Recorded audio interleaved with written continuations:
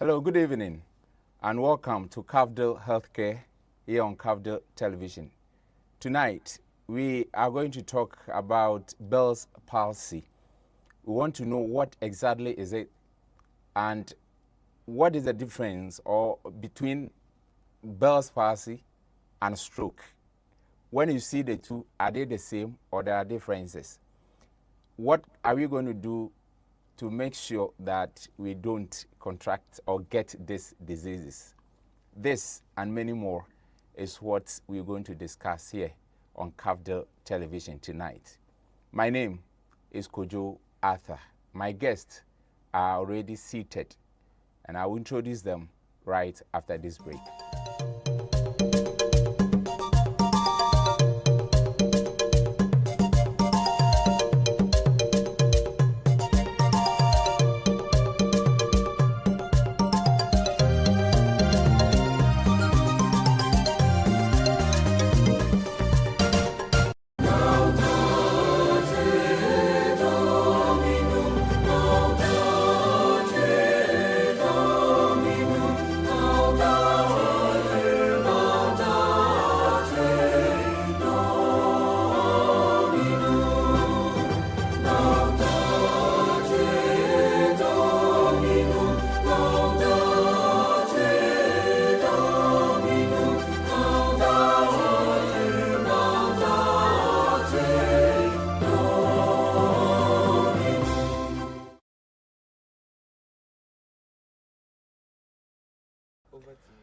Welcome back. If you just tune in, this is Cafdil Healthcare here on Cafdil Television, and we are going to talk about Bell's palsy. Follow us on all our social media handles. We are live there on Facebook, Cafdil Cape Coast, and on YouTube, Cafdil EDU. Today, I have Richard Mensah. He is a physiotherapist at Cape Coast Teaching Hospital, and also Theodora Sewa Boachi, also physiotherapist at Cape Coast Teaching Hospital. Lady and gentlemen, you are welcome. Thank you, sir. Thanks for having you. Yeah, sure. When I heard this Bell's palsy, I don't know why Bell's palsy. Where did this name emanate? The Bells. I think the person who came out with the disease, researched and came out with that disease, is called Bell. Oh, okay. But when he hear palsy, I've explained it before, it's weakness. Okay. So Bell's weakness. All right, so most of the diseases we know are coined from the name of those people who found those diseases. Okay, hence Bell's palsy. So what exactly is it, and what really causes it? When we talk about Bell's palsy, it's weakness on one side of the face, which is triggered by inflammation of the facial nerve. There are 12 cranial nerves, and the seventh one is a facial nerve, which has two functions, a sensory function and motor function. The motor, when we talk about motor, is related to movement, and sensory is about smelling, touch, and those things. So the facial nerves helps you to move your face, smile, open your eyes, close your eyes, open up your jaw at a point in time, and give you a taste at the 2/3 of the tongue, in 2/3 of the tongue. So when there's weakness or when there's inflamed, the nerve is inflamed, there's weakness on one side of the face, which may result in the patient not being able to close the eyes, not being able to wrinkle the face, not being able to close the mouth at that point. That is the part that is affected.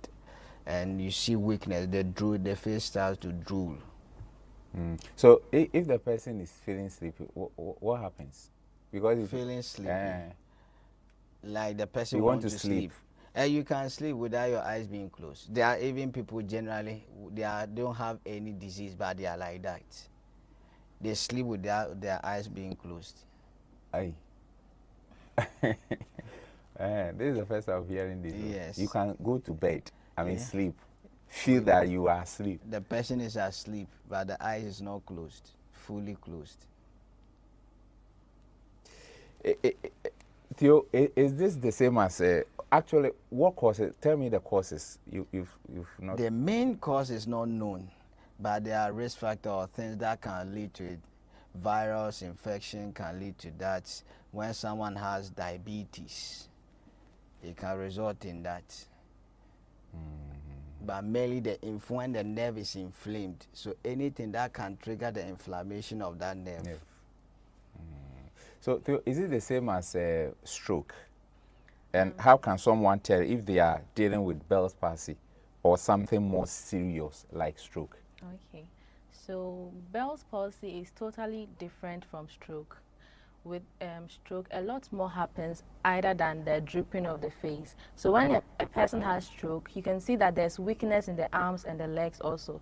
And mostly it affects their speech, and also there's kind of some confusion. But with Bell's palsy, it's majorly the face, weakness in one side of the face. That side will be drooping, the person cannot close the eye. When the person is smiling, you can see difference. So with Bell's palsy, it's only that. But with stroke, it comes with weakness. The person cannot move one part of the hand or the leg, or the person walks with a funny pattern. Yeah, so that's basically the difference. And the causes are different. What causes Bell's palsy is different from what causes stroke. Yes, please. Okay, but give me a gist of the stroke one to see if. What causes stroke? Yes. So mostly we have the hemorrhagic stroke and the ischemic stroke. So with the hemorrhagic, you see there are blood vessels around the brain. So when a vessel ruptures, then blood spills on the brain. It causes damage at that part of the brain. So that leads to a stroke. And another cause, the ischemic, is when there's a clot blocking a vessel, thereby not allowing blood flow to the brain. So when it takes long for a while, it causes brain injury or brain damage because the brain is not getting the nutrients and oxygen it needs. So when you see, our body is controlled by our brain. So when there's a damage, that means the brain is not sending the signals to that body part, to that face, that hand, arm, or the leg. Yeah, so that's what. So basically, when it is affecting only the face, it is the Bell's palsy. But as soon as it goes or trickles down, the body, part of the body, then. Yeah, and stroke. Mostly with Bell's palsy too, if a scan is done, mostly when somebody, you assume or you are thinking somebody has stroke, there's a scan, CT scan that is done for the person, and you'll be able to identify either there's a clot or there's a hemorrhage. But with the Bell's palsy, that scan can be done and you'll not really see anything there. And the only symptom that the person is showing will be the facial weakness. So the two, which is more dangerous? Dangerous, I'll say stroke is more severe than Bell's palsy. With Bell's palsy, if the person adheres to the medical advice and everything, the improvement is the recovery is way faster than the stroke, because the stroke, a lot of damage has been done. That takes time. Okay. Yeah. But Richard, who is at risk of developing this Bell's palsy? Are there certain groups of people we should keep an eye on? Before I go to your question, I just wanted to add one or two things to what my sister said. With the differences, with stroke, the person may be able to close the affected eye, but with the Bell's palsy, the patient will not be able to. With stroke too, the patient can wrinkle the face as I've done, but with the Bell's palsy, the patient will not be able to do it. So this is one or two. So the person can eat? Yeah, for eating. Depending, with stroke, sometimes it can even affect your swallowing muscles, so the patient will be having difficulty swallowing. Okay. Unless with fluids, sometimes they cannot even swallow at all. We have to feed them through the nose. Yes, you pass an NG tube to feed them because they cannot swallow. If you force it, it will get choked and they will die. Yeah, but it's different with the Bell's palsy. Okay. So coming to, anyone can be affected with this Bell's palsy. We don't have any age range or typical people who are affected. But with the risk, if you have, as we say, if you have virus infection or any autoimmune diseases, or if you have diabetes, if you are hypertensive, If you stress yourself too much, it can lead to that. Autoimmune deficiency, what is that? There are sicknesses which affect your immune system. HIV virus is one. Even COVID can also bring about Bell's palsy. Oh, okay. All right. So tell us the key, signs and symptoms that could, point to Bell's palsy, and how can you recognize it early on? So with Bell's palsy, there will be weakness at the face, as we said, on one side. So difficulty in closing the eyes, and a drooping eye or drooling eye. Tears may be coming from the eyes without you crying. Automatically or involuntarily, they start coming out. Difficult to close the mouth or one side of the mouth. There will be pain. There can be pain at part of the jaw where it is affected, mild pain or getting to severe pain, and sometimes drooling. There will be saliva coming out of the mouth because there's weakness on that part and the patient cannot close the mouth properly. There can be loss of taste at the tutela of the tongue, and these are some of the signs that you may see. How do you divide your tongue to be able to know that there's 2/3? Do you have a way of doing that? No, it's just a measurement, maybe from this part to the coming from where your tongue is coming outside like this. So with division, maybe this from here to here is 1.5 and a half of your tongue. So 2/3. Oh, okay. Because you keep on saying 2/3, so I wonder. Those are the portion that the facial nerve supply gives sensation to. Oh, all right. That's why I'm explaining for you to understand. It's not just the whole tongue. Okay. Okay. But so apart from infections and stuff, there's nothing that if you do may not result to this apart from the infections. Do you have other things that? There are things you may do which may lead to infection, which can also result in the Bell's palsy, of which I know. A typical example is those people who sit close to the window when they are in a car traveling. Close to the window? Yes, and they open the windows for more air. Our air here is very dusty. So if you open the window, you are close to the window, you have your ears outside, the air entering your ears, dust can enter, causing what? Infection, or causing the nerve to be inflamed, which can lead to Bell's palsy. Those of us who have been using this feather, one thing I also use sometimes, when they take the feather itself is already dirty. They put it in their mouth. There are a lot of enzymes in your mouth, bacteria in your mouth, and they use saliva to wet it so that it will be smooth for them to use in their ears, which can also trigger infection. Oh, okay. And trauma can also lead to that. Trauma? Yes. Any type of trauma? No, like head trauma. Maybe you are in a car, you have an accident, your head hits the car, maybe a portion, someone blows you close to where the nerve is situated, then it's almost at this point having division supplying your forehead, this portion, and down coming to your jaw and to your tongue. So if you think you might have Bell's palsy, how is it diagnosed? And I want to know if there are specific tests, doctors use to confirm it. Okay, so there are no specific tests for Bell's palsy. When you tell the doctor your symptoms and then give a history of how it came by, mostly it's sudden. You just wake up and it's like that. When you give a history of that, the person or the doctor is able to tell that it's Bell's palsy. But in order not to maybe draw conclusions so fast, or if there's confusion somewhere, they can prescribe a CT scan. So you go for a CT scan to tell whether there's a stroke that is coming or there's nothing in the brain. So it's definitely Bell's palsy. There's also a test they can do, electromyography.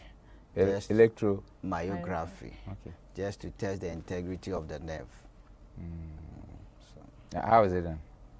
Or it's so technical? We cannot show it here. They use a machine for that. So. All right. Richard, many people wonder, can Bell's palsy be cured?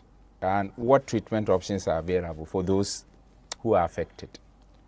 Yes, Bell's palsy can be treated where you can be fully healed if you adhere to the treatment and you don't default, or when you seek early treatment. With mild cases, within 2 to 3 weeks, you can be healed. From moderate to severe cases, it can take like 1 month to 6 months or more. But in rare cases that we have cases that they will live with it for their whole life. In rare cases, mostly you get full healing. So and with the treatment, there are medications which doctors make, like corticosteroids, to help you. Please come again. Corticosteroids. Okay. This one is for the medical people, so I will leave it for them. Yes. But with physio interventions, the patient will be assessed and will be taken through exercises. We have electrical stimulations we can do to treat you. There are specific exercises to do to strengthen the facial muscles and to re-educate the muscles and the nerves. We have we can use mirror to educate the muscles and also train you on exercises to do. And we have electrical stimulation, as I said, to stimulate the muscles to bring back the strength they have lost so that they can work again. You use mirror? Normal mirror. For feedback, yes, for feedback exercises. Oh, okay. So that one, how is it? What are some of the exercises that you think is the best? You sit behind them because now you cannot see your face. So you need something to give you a feedback so that you see what is happening at your face. Then you can do whatever you are doing properly. So with weakness at the face, now we said the patient cannot wrinkle the face. You cannot close the eye. There's weakness at the jaw. Okay. So the typical is that you hold where it is affected, then you blow air into your cheeks like this. You hold it for some seconds, then you release it. Specifically, how many seconds? You can start from 5 seconds. Okay. Then you move. As I said, exercises might be progressive. So you start with 5 seconds. The next time maybe you move to 10 seconds. With the same exercise? With the same exercises. Then wrinkling of the face. Because the patient cannot, by looking at the mirror, there will be a feedback. I was able to do this. Why am I not able to do it now? So you force yourself to do it, and you are educating the muscles, which may send signals to the brain to rejuvenate the nerves and work for you to be able to do it. So for those dealing with Bell's palsy, how long does recovery typically take? And what should they expect along the way? Okay. To add on to the treatments that they are, aside the corticosteroids and the physiotherapy, since the person is unable to close the eye, mostly they are advised to see the eye clinic for eye drops or something like that. Because, for instance, when you are there and you open your eye for a long time, you see your eye becomes irritated. You cannot even, and you are not blinking, the eye becomes irritated and it reddens. So mostly they are advised to see the eye clinic so that they will protect the eye and the eye will not become inflamed or infected. And please, your question again. I said, for those dealing with Bell's palsy, how long does the recovery typically, take, and what should they expect along the way? Okay. So as Peter Richards said, mostly for mild Bell's palsy, within 3 weeks, 4 weeks maximum, the person would be able to do those facial expressions that at first he couldn't. But in moderate to severe cases, it can take up to a month to 6 months, if only the person will not default. Because mostly some patients, when they come, you do this for them for the first 2 weeks. 3 weeks going, they will not come again. Either they get tired or something, there's an obstacle, they will not be coming, but they would expect to recover. It doesn't work that way. So if you stick to your medical distance, eye clinic, and then the physiotherapy exercises, within maximum 6 months, the person should be okay. But there are rare cases where it sticks with a person for life. Yeah. That is a severe one. Yeah, very severe. Oh, okay. And those who default. Default. A default natural sense in Yarabano. Yeah. All right. So we've heard you like physiotherapy can help with those problems, just as you said. So explain what role actually physiotherapy plays in getting better. Your role, Ankasa, what is it? So with the role of physiotherapy, one is to assess the patient, to know if it's really, as we are talking, people may confuse Bell's palsy with stroke. So one, you have to educate the patient to know the particular disease or sickness he or she is having at that moment. Educate the patient on risk factors and demystify any myths surrounding that condition. And also, you know, in our dispensation, a lot of people may hear, especially when they get sick, a lot of people will introduce them to a lot of things which may cause that patient to default the treatment. So you educate the patient to know and to understand the prognosis of that disease, knowing that it can be cured if he or she adheres to the treatment. And with the treatment, as we have already talked about, after educating the patient, you start with the exercises. After your assessment, education, then you start with the treatment.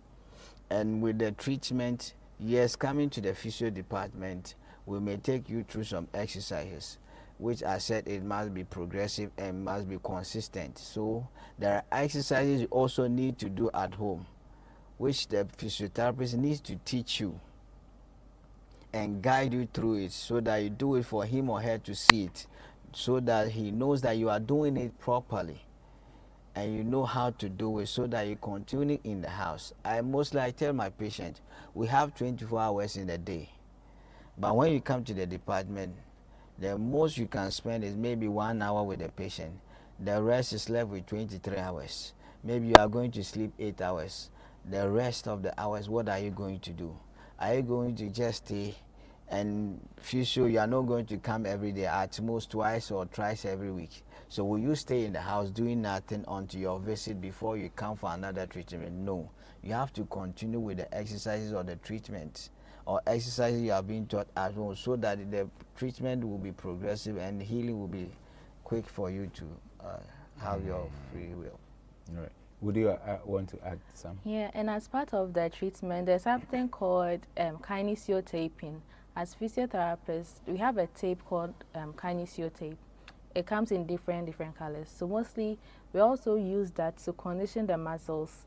Sometimes, if the person is drooping this way, we use the tape. We tape the person to bring it up. And mostly, the patient, they feel shy to walk around with it, but it's the best thing that we are doing for you. So sometimes we condition them or we educate them to like bear with it, because it's not going to be forever. It's for a period of time, and then we'll get over with it. If you put that in the, is it allowed to cover with nose mask or something? Some people wear nose masks if you are feeling too shy about it. But sometimes it comes here, the nose mask, it will not. Sometimes we tape here as well, and it comes all the way here. So the nose mask, it will only cover this part, but the one here will show. Yeah, but I think even the top shows it is. Nobody will know that it's connected to you, or you are having a drop in kind of. You know, many a times we think about what people will say. I tell people that whatever you have, you know. When someone's head is big, they know. But until someone says, then they become offended.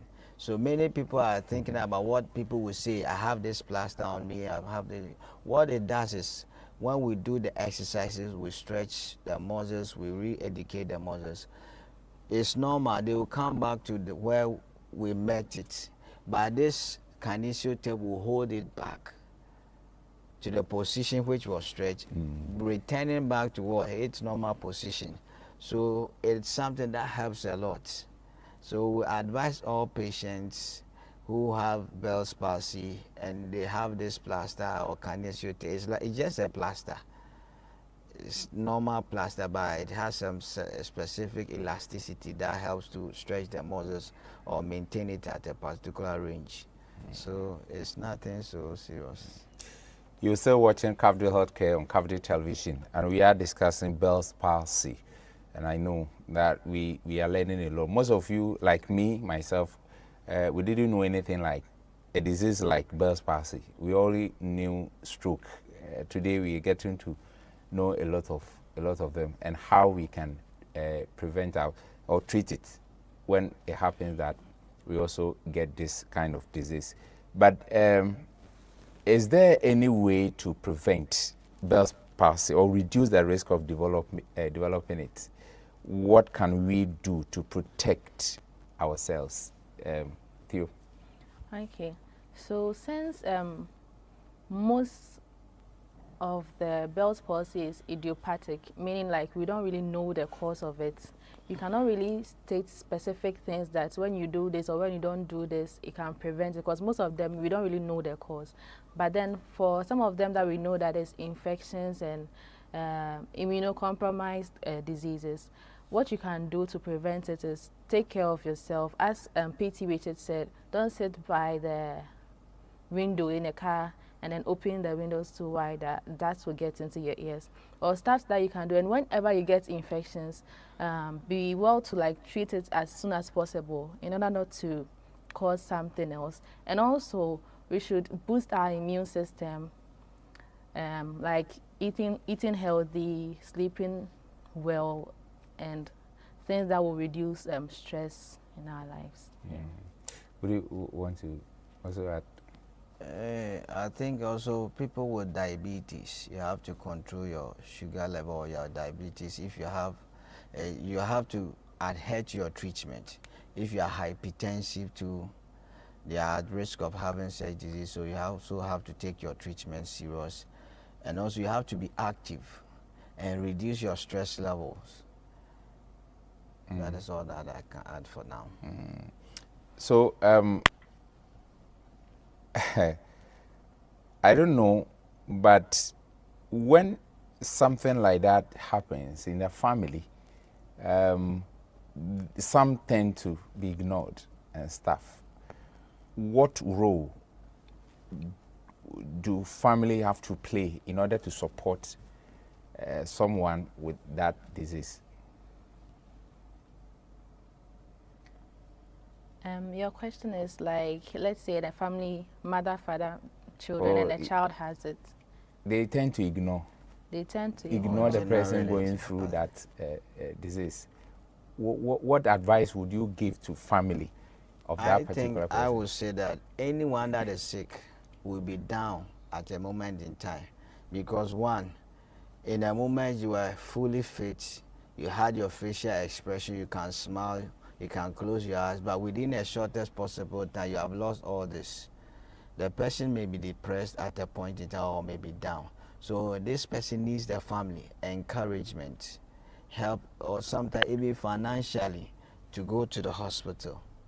Encouragement and advice. Someone may advise you to go for something that which may not help you. But if the family is all backing, with this, we have heard something about this, we have read something about this, we know that, this thing can be healed, can be cured. But we need to take early intervention by going to the hospital. Backing that person, they said 2 heads are better than one. When people join together, when people are supporting you in anything that you are doing, there's a bit of relief. That's why we say a problem shared is half solved. If you are having someone to share your problem with, then it will be lesser for you to carry than you alone carrying it. So the family needs to back that person or support the person in whatever they need to do for her. To add on to that, you see, the Bible says the 2 great commandments or greatest commandments, love God and then love your neighbor as yourself. So it can be you. So if it was how you would want them to treat you, you should also treat them as such and love the person and show concern, because it really helps with the psychology part of it. And when you make the person see the positive aspects, or like there's he or she can be recovered in the near future. It really helps the person because it can be you. The person didn't really do anything bad to go through that. Yeah. So you made mention of the recovery rate. You said it takes 3 weeks, right? Yeah, for mild cases. Mild cases. Which means if you go beyond 3 weeks, then it turns to severe. Not that when it goes beyond it. It depends on the level of weakness we see in the persons. Okay. That will determine the rate. Is it mild, moderate, or severe? All right. So, for anyone currently going through Bell's palsy, what advice would you offer to help them cope and stay positive? Richard? Anyone going through Bell's Bell's palsy, palsy, yes. The encouragement we need to give that person is, one, you will have to know that this condition is curable. All you need to do is adhere to the treatment. One, if you have sought early intervention, then you have to continue with it. If any person going through going on with Bell's palsy but has not received any treatment or has not gone to the hospital, the person must move to the hospital now. Early intervention will help. So seek early intervention, adhere to the treatment, and you will be cured. And also, I don't know why, but some people are afraid to come to the hospital, so they'll rather go to herbal places, those kind of roadside stuffs. Most of them too, they don't really know the anatomy, the pathophysiology, what at all is happening. So how can the person really care that? You rather worsen your case. So they should bolden up and then come to the hospital. It's the safest way to go. But those places, those suffering from stroke go there and they get healed. So certainly when someone is also suffering from Bell's palsy and goes there, certainly that's what they think. People go to the herbalists. We are not speaking against herbalists. We have good ones, honestly. There are people too who are just looking for money. And there are people who don't understand what they are doing. We have seen people, as you said, people who have gone to herbalists. They will tell you, yeah, I'll give you my medication, but you still need physiotherapy. Because the person knows what he is doing. And as we talk about stroke, we have types of stroke. We have stroke that TIA, transient ischemic attack. It just comes and goes. So someone can go to the herbalist just now, tomorrow the person is here, thinking that it's the herbalist who healed the person, but the thing just went away. It's not the herbalist. Oh, we have some like that. Yes. Yes. Without even going to hospital. Without even with the facial palsy, the Bell's palsy. The mild one, without treatment, the first 2-3 weeks, the person can get healed on its own. Oh, all right. But let's compare this. This can be caused by infection. You go to a herbalist, they combine herbs for you. They tell you to put it in your ears, which is already, the nerve there is already inflamed. Now this herbs has not gone through anything to siphon it or do it, clean it. It's not sterilized. It goes through your ears. What are you doing? You are rather bringing more infection to your ears, which will inflame the nerve more. So are there any long-term effects or complications associated with this Bell's palsy?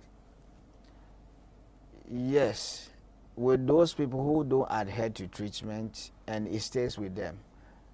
When you lose, now you cannot close your eyes fully. It will be difficult to smile. You lose some of your facial expressions, which will have a dent on your image. Even socialization, people may not be able to socialize. I know people, I have seen people, because of they have Bell's palsy, without COVID or without anything, they put on masks. And they refrain themselves from going to people, their friends, meeting with their friends because of this condition. So if this thing will stay with you for your whole life, how will you be able to handle it? That will be the long-term outlook. Yes. It can be cured, but if you yourself you don't adhere to it, as we said, it is in rare cases that you see that it will stay with the person for their whole life. So if it can be cured, then you have to seek early treatment. But without a treatment, or if you don't adhere and it stays with you, it becomes a dent on your image as a person.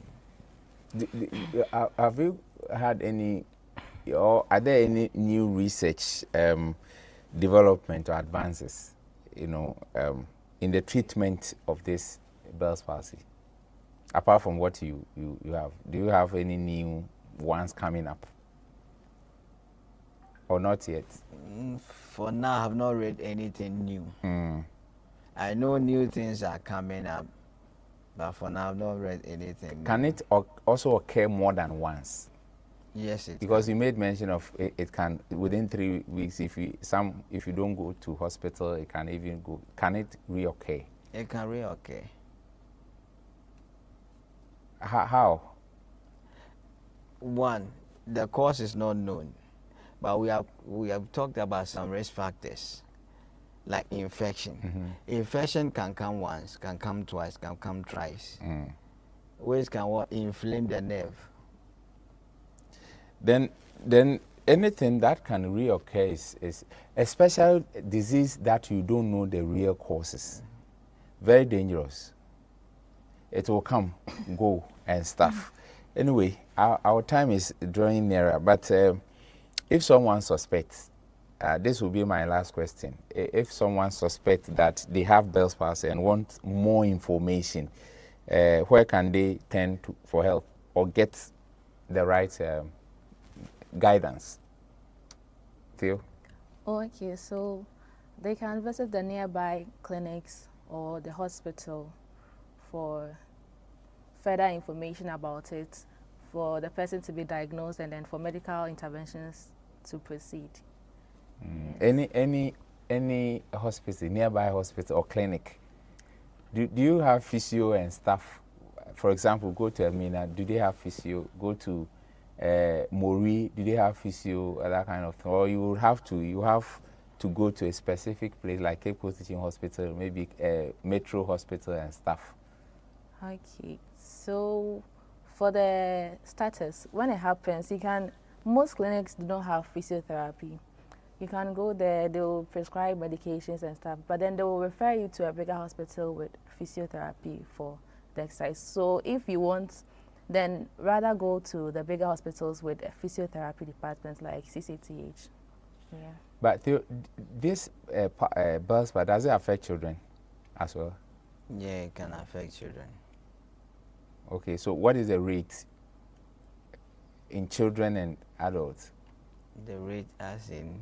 The effect, I mean, who gets this more? Is it the children, the adults, female, male?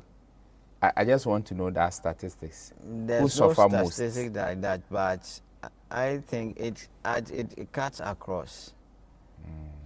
At any age, as you say, at any age you can have it. No, okay. It can affect you at any age, but there's no particular cause that this causes it. But there are risk factors.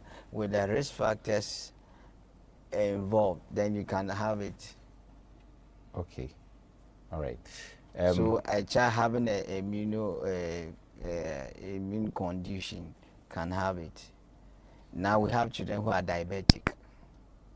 That is my problem. Yes. That is my problem. We have children who can get infections because the child may be sick. You know, our mother, they can pour something in the ear. Adjungo and stuff.